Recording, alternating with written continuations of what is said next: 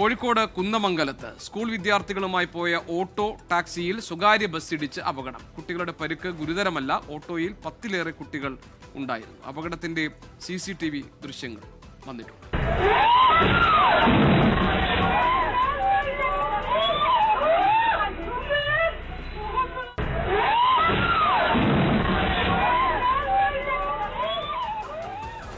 അനീഷ് ദേവസ്യ കോഴിക്കോട്ട് നിന്നുണ്ട് വിവരങ്ങളുമായി. അനീഷ്, പെട്ടെന്ന് ഓട്ടോ ഈ കുട്ടികളെ കൊണ്ടുപോകുന്ന ഈ ഓട്ടോ ടാക്സി റോഡ് മുറിച്ചു കടക്കുന്നത് പിന്നാലെ വരുന്ന പ്രൈവറ്റ് ബസ്സിനെ ശ്രദ്ധിക്കാതെയാണ്. അങ്ങനെയാണ് ഈ അപകടം ഉണ്ടായത് എന്നാണ് CCTV ദൃശ്യങ്ങൾ കാണുമ്പോൾ നമുക്ക് മനസ്സിലാകുന്നത്. അങ്ങനെ തന്നെയാണോ അപകടം സംഭവിച്ചത്?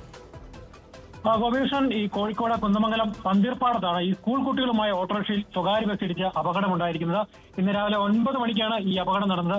ഈ ഓട്ടോറിക്ഷയിൽ 10-ലധികം കുട്ടികൾ ഉണ്ടായിരുന്നാണ് അറിയാൻ കഴിയുന്നത്. ഈ അപകടത്തിൽ കുട്ടികൾക്ക് ചെറിയ രീതിയിൽ പരിക്കേറ്റിട്ടുണ്ട്. പക്ഷേ ആരുടെയും പരിക്ക് ഗുരുതരമല്ല. എങ്കിലും കുട്ടികളെ എല്ലാവരും കോഴിക്കോട് മെഡിക്കൽ കോളേജ് ആശുപത്രിയിലേക്ക് മാറ്റിയിട്ടുണ്ട്. നിലവിൽ ഈ മെഡിക്കൽ കോളേജിൽ കുട്ടികൾക്ക് ആവശ്യമായ ചികിത്സകൾ നടത്തി വരികയാണ്.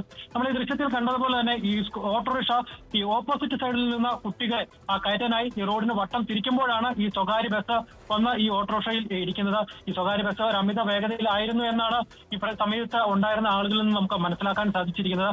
ഏതായാലും അപകടത്തിൽ കുട്ടികൾക്ക് പരിക്കേറ്റിട്ടുണ്ട്. പക്ഷേ കുട്ടികളുടെ പരിക്ക് ഗുരുതരമല്ല. ഗോപികൃഷ്ണൻ. ശരി, അനീഷ് ദേവസ്യാണ് വിവരങ്ങൾ നൽകിയത്.